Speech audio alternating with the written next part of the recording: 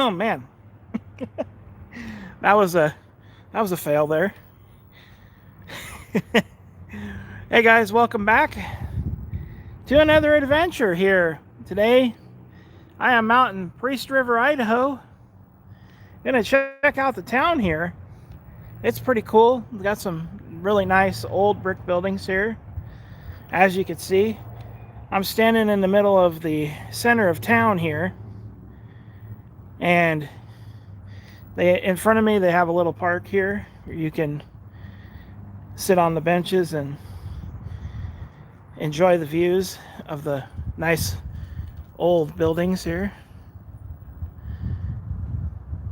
It's pretty cool stuff, so let's go ahead and take a walk around and check out some stuff. So first off here, standing right in front of the law office here,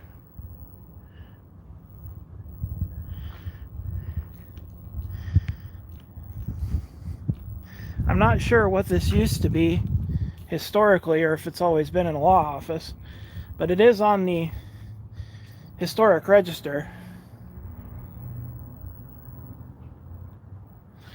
So there's that. And across the street from us is the Boardmore Block building here, or Beardmore Block building here. It was built in 1922. It's pretty cool. Old brick building here.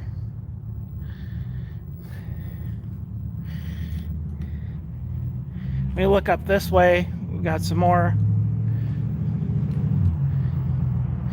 nice old buildings here.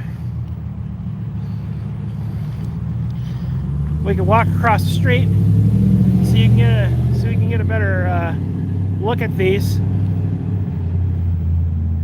So I don't think that there's any information on any of the buildings here to tell us what they are historically. It's going to be like a look-up thing. They do have a museum here, but being as it's Sunday, I'm sure it's closed. So no way to know about that otherwise. But I'll try to look it up when I get home and see if I can find any interesting facts for you otherwise. But let's go ahead and cross the street here, and we'll walk in front of the Beardmore Block building and look at these guys across the street from us. But first, it's a chopper. Ah! Look at him fly. It's fantastic. Ah!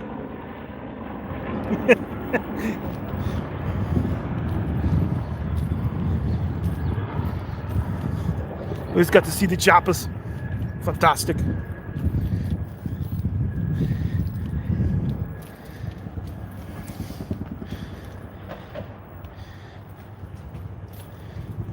So now you can see across the street here.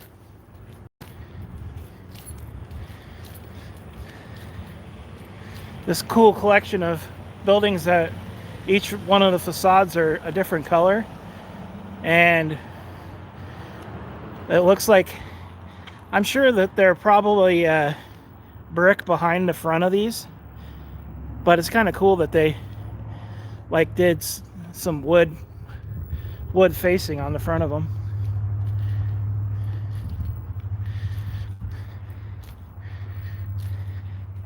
Centennial Building, 1889 to 1989. It says there's a restaurant there, or at least it used to be a restaurant. I'm sure now it's probably just the signs and banners place.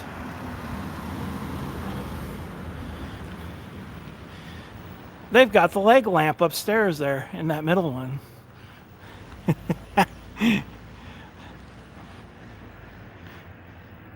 See if I could get a close-up shot of it. It's the leg lamp in all of its glory.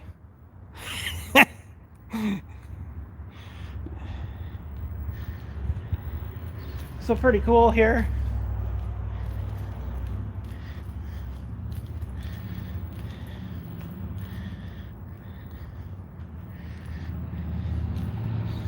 Got the end building here.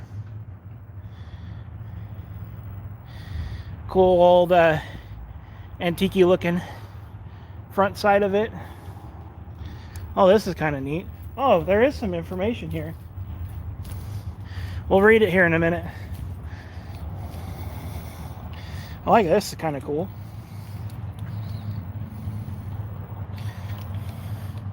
They used an old big boy saw, and they got a giant log here to commemorate the forestry industry here. This is one of these towns that was that's the forestry industry is really heavily in here, and the sawmill is across the river from us here. But we do have some history here.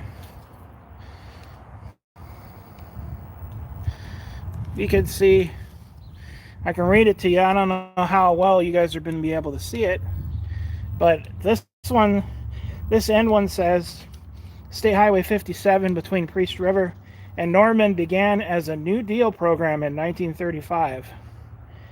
By 1940, a sturdy concrete bridge replaced a wooden one over the upper west branch of the Priest River. Slowly, sections of the bridge were first covered in gravel and then paved. In 1956, after a half century of ruts, potholes, dust, and mud, the resort owners officially opened the paved highway from Priest River to Nordman.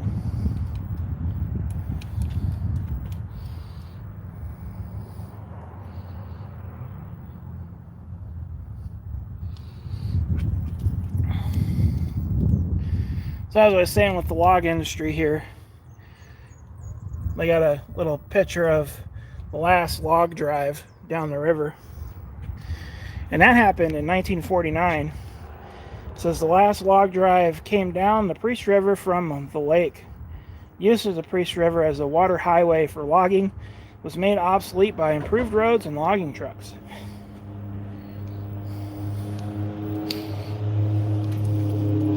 And yeah, it tells about the lumber companies using the Priest River for a highway for logs in the 20s and the 40s here. I guess it began in 1901. It says beginning in 1901, lumber companies found the easiest way to move their timber from the forests around Priest Lake to the mills was down the Priest River. During high water every spring, men who worked the drives, known as river pigs, would push, prod, and dynamite the logs for several weeks down the Priest Lake, or down Priest Lake, and the Priest River to the mills along the Pend Oreille. There's a nice little picture there. Aha, they had a stage line here too.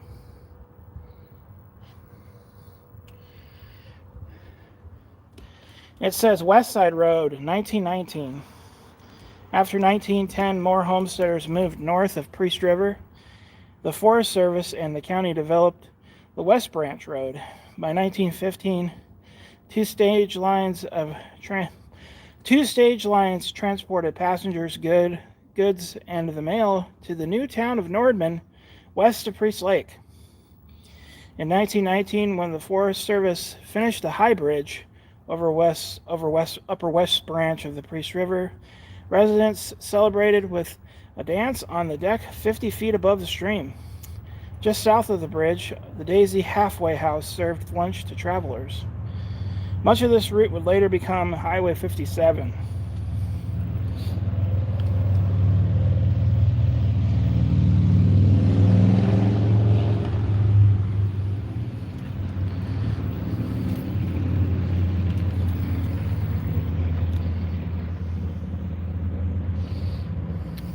Oh, I guess coming soon, there's going to be a theater here.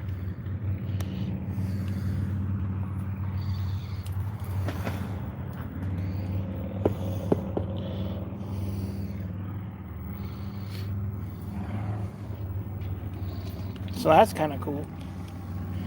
Let's see. What's the next sign say? Trip in half the time, 1914. In 1914, Priest Lake Transportation Company owner Charles Beardmore went to Spokane and bought 1.5-ton white motor company truck. Ugh, I guess I should start that over there. Charles Beardmore went to Spokane and bought a 1.5-ton white motor company truck for $3,000. It boasted a 22.5 horsepower 4-cylinder engine, acetylene gas, and acetylene gas headlamps. When the roads were passable, the auto stage reduced the trip from 12 hours to a mere 3. However, for much of the year, the company still relied on the horse-drawn stage because the poor road conditions often proved too much for the new machine. In September 1914, three masked armed men robbed the Beardmore auto stage with 7 passengers aboard about 3 miles outside of Priest River. After taking $60 in cash and jewelry valued at $100, the robbers rifled through the mail sacks and fired a revolver into the engine. 3 years later, the sheriff arrested 3 local men and the robbery's mastermind, Newport businessman William Vane, who nursed a grudge against Charles Beardmore. Vane jumped bail by faking his own drowning, but federal officials found him and sent him back to jail where he committed suicide.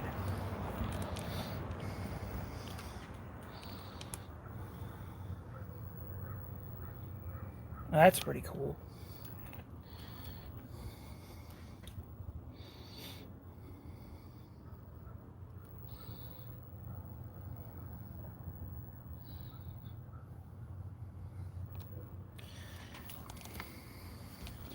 A more picturesque stretch of mountain road is nowhere to be found. A more picturesque stretch of mountain road is nowhere to found. Throughout the whole distance, it is lined on either side with giant fir, tamarack, and pine trees. The Coast Magazine, 1906. Visitors arrived in Priest River on the Great Northern and spent the night at the St. Elmo Hotel. They left on the stage at 6 o'clock in the morning and by noon arrived at Prater's Halfway House. Effie Prater served lunch for 50 cents, while James Prater helped to change out the horses for the rest of the trip. On a couple of the steep hills, passengers had to get off so the horses could pull the stage up. With luck, at 6 p.m., the stage arrived at Coolin, ending the 12-hour trip. A gunshot in the air announced the stage's arrival. After a night at the Northern Hotel, visitors caught the steamboat W.W. Slee for a trip up Priest Lake.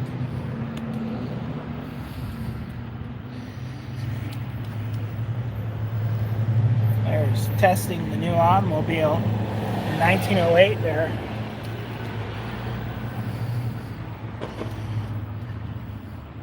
And building a railroad from Priest River to Coolin in 1907. Beginning in 1907, Andrew Coolin organized the Panhandle Electric Railway and Power Company to run a line from Priest River to the lake. The scheme would have allowed access to the growing number of mines on Priest Lake as well as transported timber. Dams on Priest River and Ben Arch Creek and Chipmunk Falls would power the engines and also provide hydroelectric power to sell. Attempts to construct the line continued into the 1930s, but no railway ever connected Priest River with the lake. During the 1920s, 2 short logging railroads operated near Priest Lake, one along the Kalispell Creek and another up West Branch.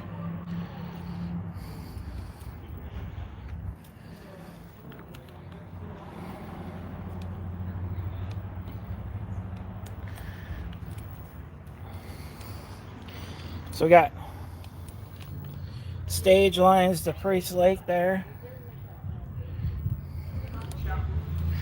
The running away of the stage and horses created considerable excitement at Coolin. The accident occurred at Last Hill before the horses could be brought under control. They had completely demolished the front of the stage and ended up crashing into the post office. That was done by the Spokesman Review in 1907. In 1904, Charles Beardmore took over from Abe Lee the stage line that ran from Priest River to the lake. Besides ferrying goods and passengers from the railway station to Coolin, the stage also obtained the government mail contract to deliver mail 3 times a week in the summer and twice in the winter. Except in the summer, it took 6 horses to pull the stage up the hills and through the mud to get to Priest Lake. Beardmore sold the Priest River Transportation Company in 1916 to Stanley Jones, who operated it into the 1930s.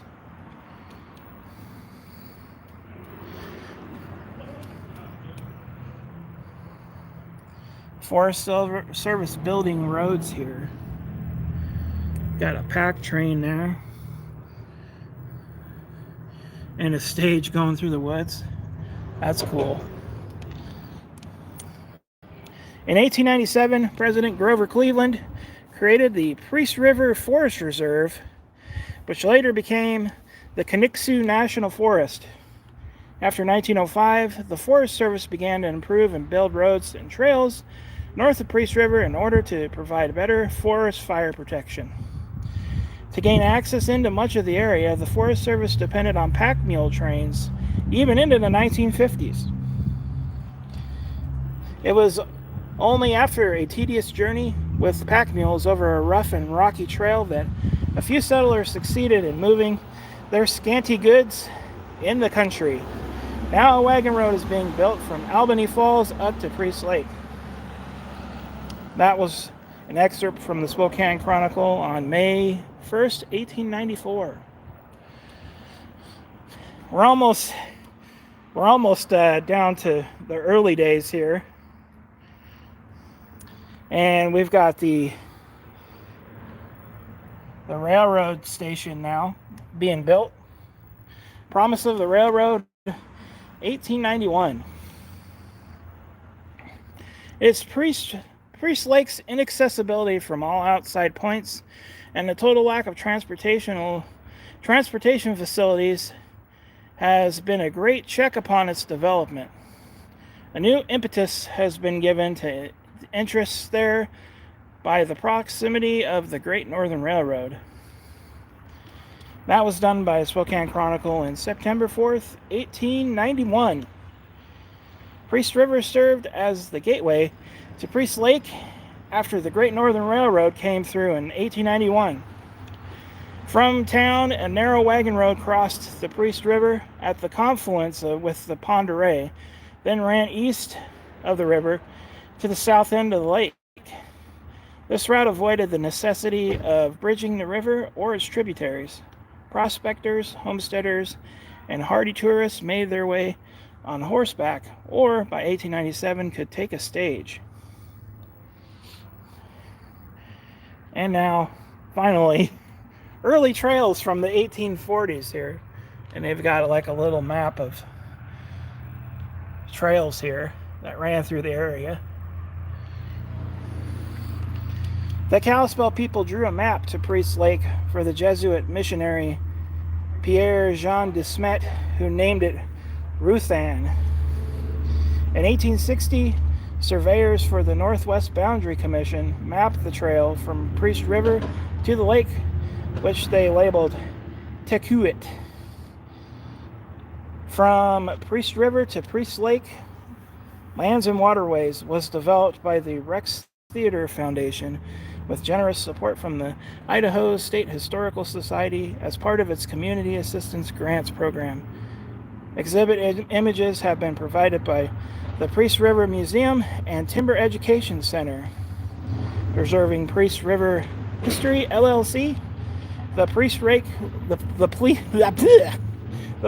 Lake Museum, and the Bonner County Historical Society, and the Midwest Jesuit Archives.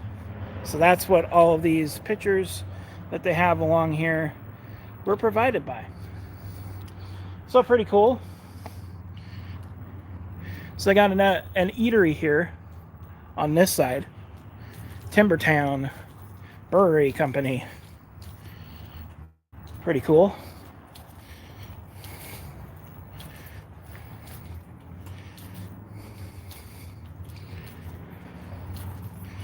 The chamber sits here. Chamber of Commerce sits here.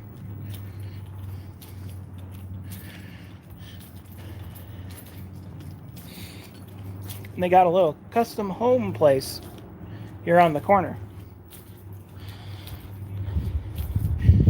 All right, so we're back down here at the corner again. And we'll cross the street over here. We'll go next to the park so we can get a good look at the front side of these buildings here. Make sure nobody's going to run us over here.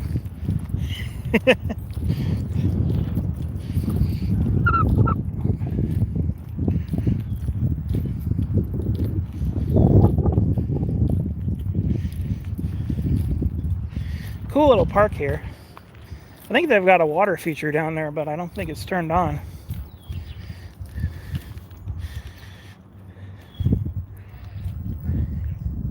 Anyways, looking across the street, there's a little pub bistro place here on the corner, which looks like it's only open Tuesday through Friday. Got the Popeyes restaurant down yonder over here. Looks like a couple bars. I like their benches here. That's pretty cool. Look at a deer. We gotta check this out.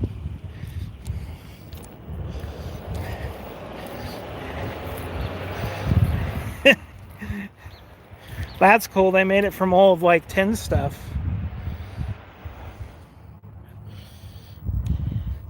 Got some hubcaps and stuff from vehicles. Like an old fountain. Man, this thing's there's like a chain drive thing inside of here. Interesting. Interesting deer. You see stuff starting to bloom.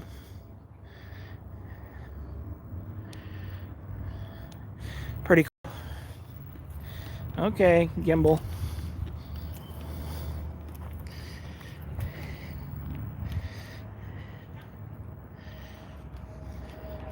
So we got more stuff along here. Here's a library. Coming soon is the Smithsonian, huh? Interesting.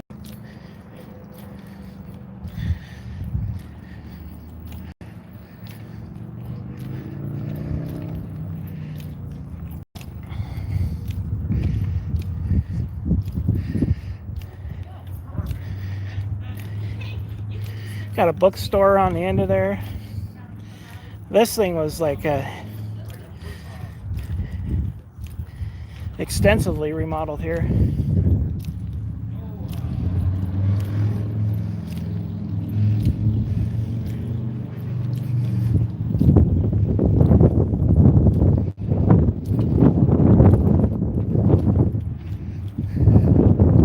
Walking in front of the bar over here.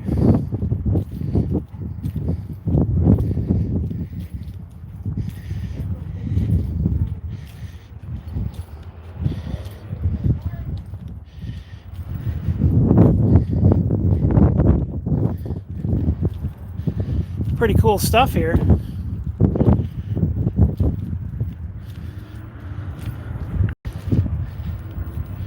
Gotta dig the old buildings, man.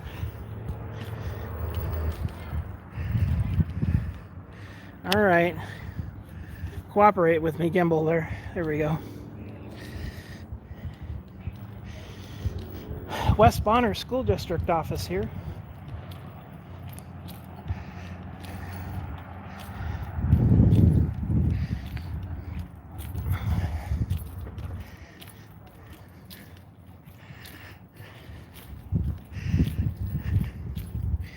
And we're down on the end here.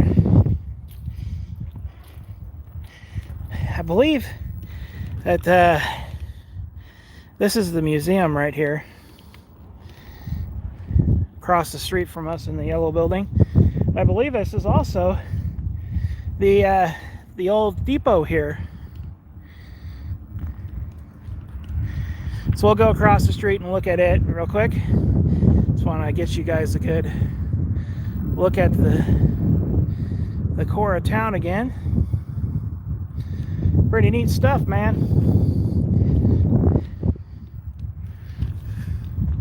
Let's go across and look at some of this stuff over here.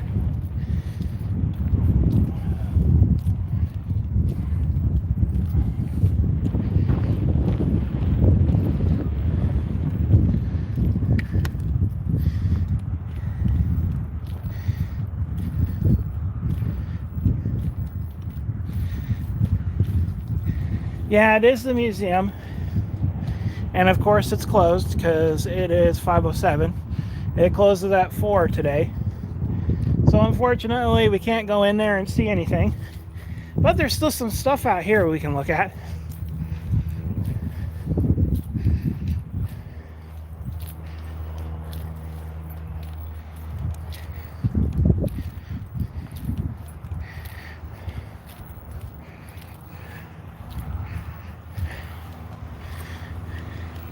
See the side of the I'm pretty sure that this is the depot. I'll have to look it up.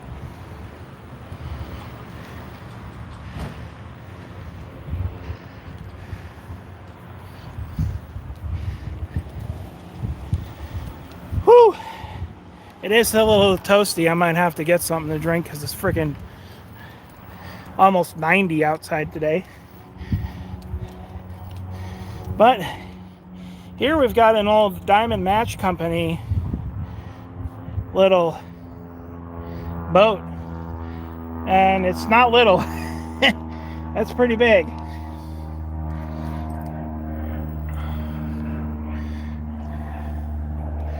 Pretty neat here. I think the sign next to us over here tells a little bit about it.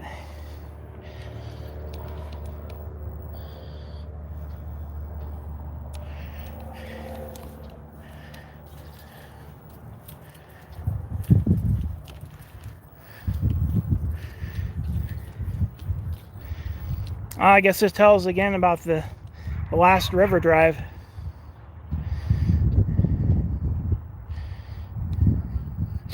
On the mountain slopes above Priest Lake in the summer and fall of 1948, the Diamond Match Division cut nearly 40 million board feet of timber into 16-foot logs, each weighing about a ton. Using trucks with wily drivers, horse skidders, flumes, and the Idaho jammer, the logs were taken down the mountain to Priest Lake below. These logs were then moved to the south end of the lake by tugboat before the winter freeze set in. When the ice went out of the lake in mid-April 1949, the hardiest snooze chewing that calked what it says. I'm guessing that's probably cake booted veteran, armed with only peavies, cant hooks, and pike poles, used boats like this one to fight the fearsome jams. When the final destination of Albany Falls was reached, a logger celebration was held. For the duration of the week, much beer was consumed, and many tales of the drive were swapped.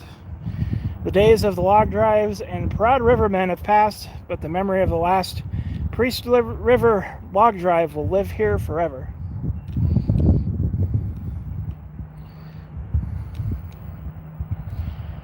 Pretty neat. There's an old machinery piece here behind the sign.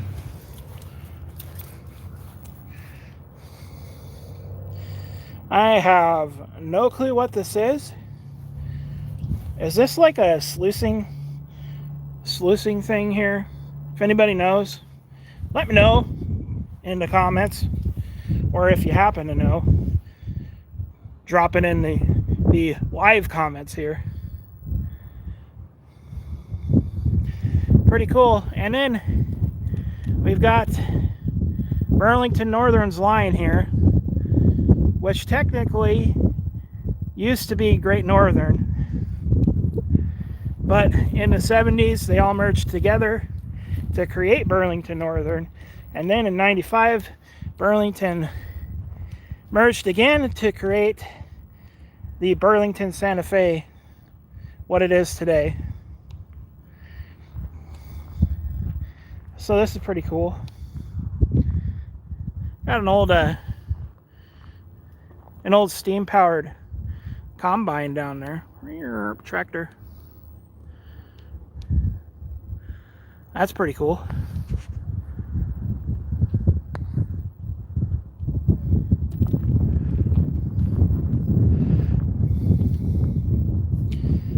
Okay, why are you catching the edge of the...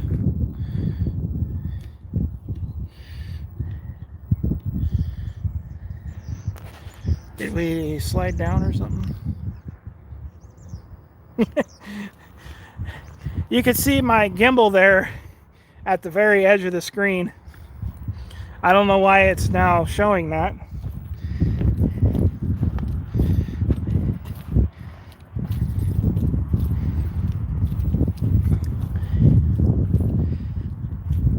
But yeah, pretty cool stuff.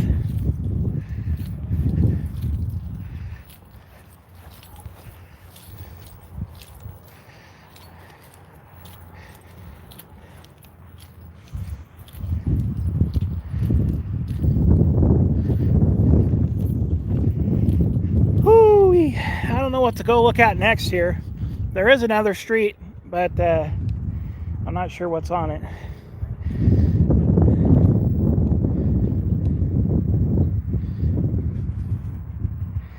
That one brewery place up the street there had some signs inside.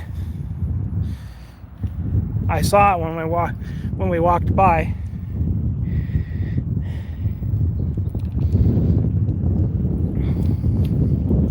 I'll walk down here a little bit here. Check this out. I think this is an old like grain elevator or fruit storing place here.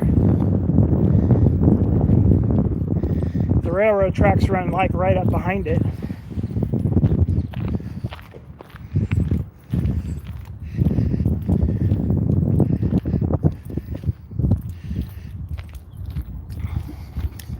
This used to be a restaurant, but I think it's been vacant for a little while. Looks like maybe they're doing some work on it. See the pile of lumber sitting out there. There we go. Shade.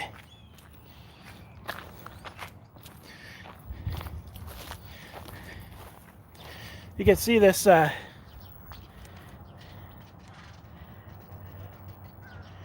this giant thing here, and it's like right up next to here, so I imagine it must have been like a grain elevator or something here, because it's like a spur track, and it's like the depot here and this are the only things here. Yeah, much beer was consumed.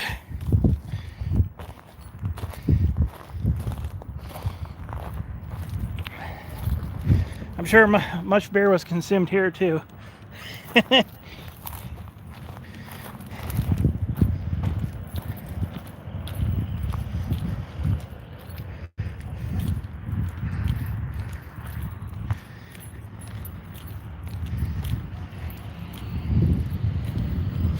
So there's lots more like cool buildings around town. So if you guys are here, it's worth the trip to just drive around town and see all of the old stuff down here. It's pretty cool.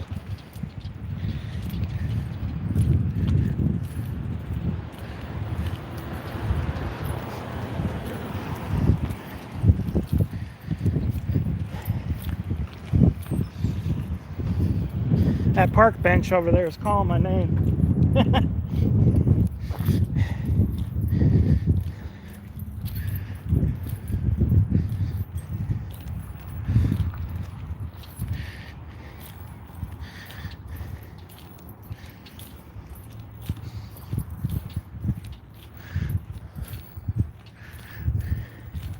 I like the old light poles here. Pretty cool. Look at those doors. Those are cool.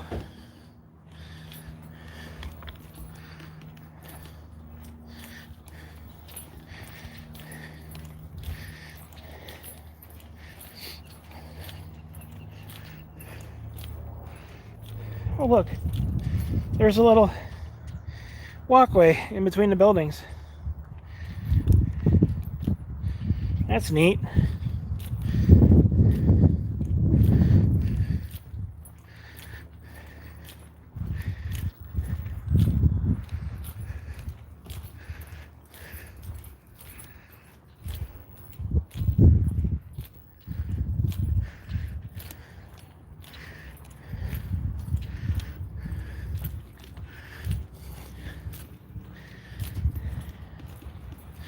Man, I can't believe it's 85 today.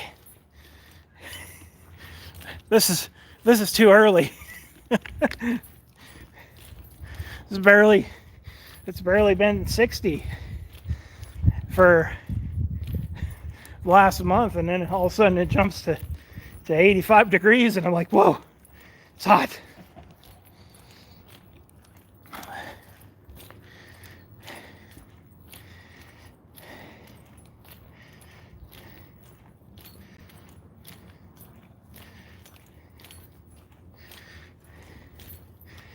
Yeah, I might go check it out. Give me something to drink.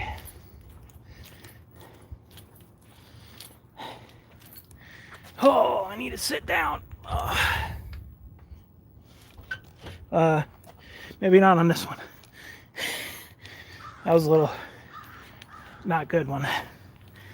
Okay. Whew.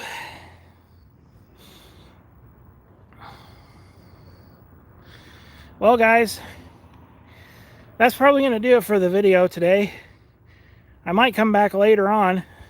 So I think I'm going to go explore some more, because there's a lot more stuff to go see. So you might see me later on with another cool walking tour.